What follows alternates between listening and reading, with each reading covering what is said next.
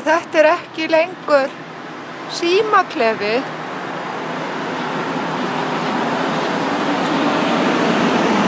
Heldur staður fyrir bæklinga.